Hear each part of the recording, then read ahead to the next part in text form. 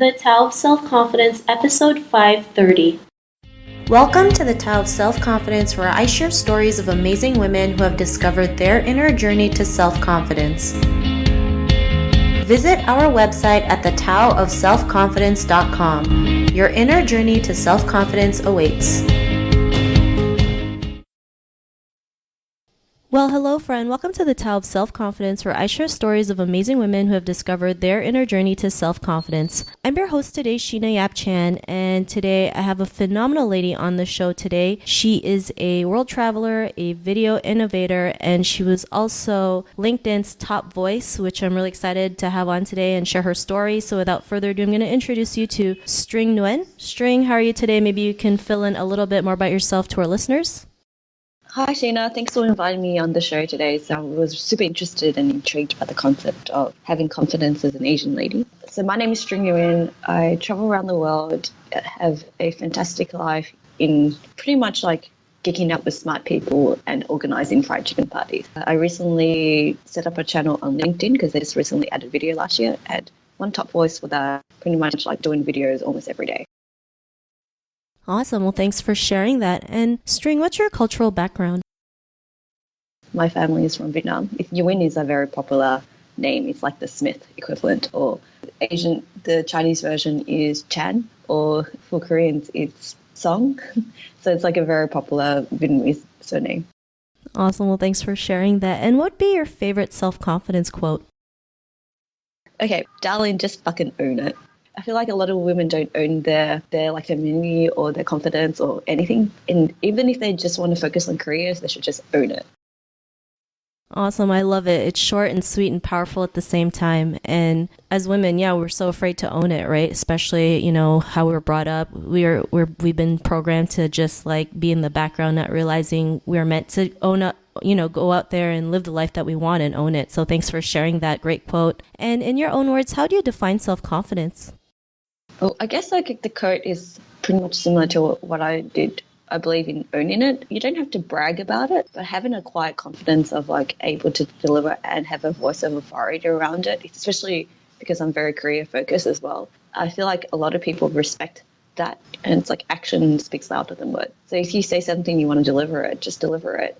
And also give credit due to everyone else, because running a business is really hard, I think. And it's more than, it's like a team effort. But owning it, owning what you believe in, owning what you love, and having the confidence to own it, there's something really, something really amazing about it and beautiful about it as well. So I'm always like looking out for and supporting other women who want to just own it. Awesome. Thanks for sharing that great definition. And String, what was your life like before your discovery of self-confidence? In high school, I went to normal girls' school. And before that, I was like an interior designer. And then when I realized video was a way to amplify my confidence as well. And I realized that I became more myself when I discovered video.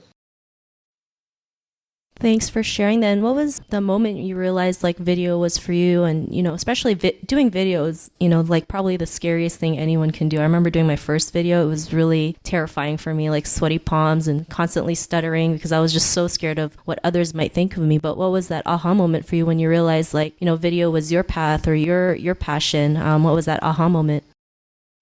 I think because I was a super geek, because what I was trying to do is like use it as a tool to teach others what I learned. So that's the other quote is like the fastest way to learn is to teach. And you don't necessarily have to brag about everything, but I feel like providing value in terms of what you learned and what you think about is a form of value, right? And video started for me was on Meerkat. Have you heard of Meerkat? It's like a Periscope or live streaming platform that was on mobile. And within 6 months, it died. But within that 6 months, I learned a lot about how to create video content that was super engaging. I learned how to build up a channel, and I learned how to build up a global audience. And then use these 3 C's, channel, content, and community, onto other platforms. And that technique has really helped me on building up my global presence. Awesome. Well, thanks for sharing that. And that's great that you're able to do that, especially, most people when they start, a channel on a social media platform and it dies, they feel like it's the end of the world. You just picked up where you left off and just, started a brand new channel and did the same thing, and you still were able to create a global audience. So it's like, just because one thing ends, or, they say when one door closes, another one opens, and, you're proof of that. And, because of that realization, what's your life been like now? Well, if you had to compare me to Australia, because I started the channel in Australia, and Australians have this thing called the tall poppy syndrome, where if you're too much on like braggy or feel like you're number one, the first thing they do is like they cut you down and undermine you. So I had to go like all the way to America to realize that I was quite good at what I was doing. And I recommend to travel around the world because it gives you a different perspective about stuff. And if you could handle like traveling by yourself, it would help you build up the tool sets on how to handle situations a lot more and have the confidence to do things yourself as well and become more independent.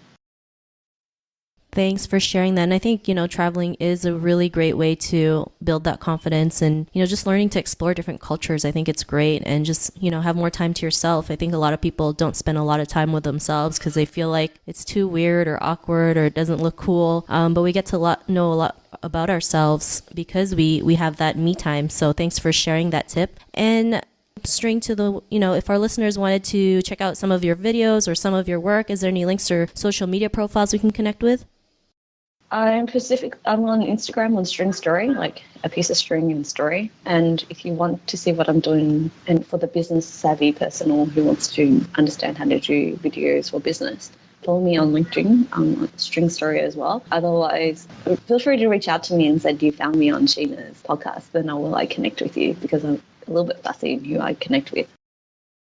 Awesome. Well, thanks for sharing that. And to our listeners, if you want to connect with String, you can also head on over to the taoofselfconfidence.com and search for String's name. Her show notes will pop up along with everything else that we talked about. And I really just want to thank String today for taking the time to share her story and tips with us on self-confidence. So thank you so much, String. Thank you for having me, Sheena. Not a problem. It was really great having you on the show. And to our listeners, be on the lookout for another new episode of another amazing woman's journey to self-confidence. And we'll talk to you soon. Bye for now. Thank you for tuning in to another amazing episode of the Tao of Self-Confidence. Want to learn how you can use podcasting to market your business? Download your free report by visiting our website at thetaoofselfconfidence.com. Your inner journey to self-confidence awaits.